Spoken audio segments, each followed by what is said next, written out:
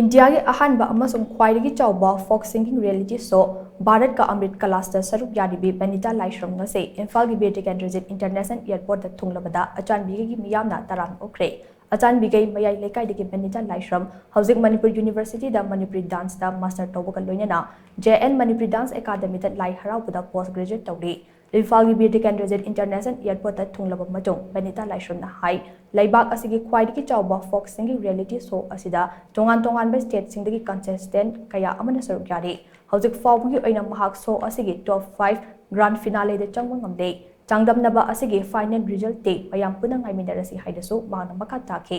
show asida music accompanies oina saruk yari ba percussionist Robert Irom na hai laibak asigi oina isai ga mari leinaba reality show kaya ama pangthoklabaso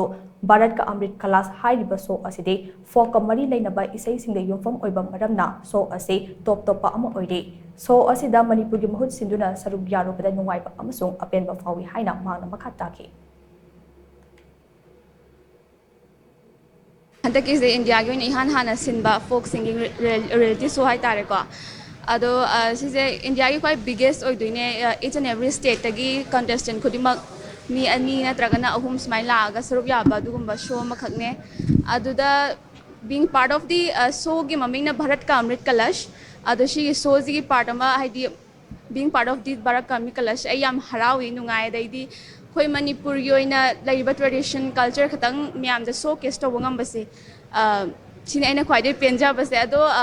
aigi oina hajipaugi di video TV da thaba matam da di up to top 30 bokti changre ado mayam doina surprise oina aise grand finale top finalist oiraga ngasi thokcha raine ado matung tana aina kari position lawi haibadu di matung tana yengminara khangnaris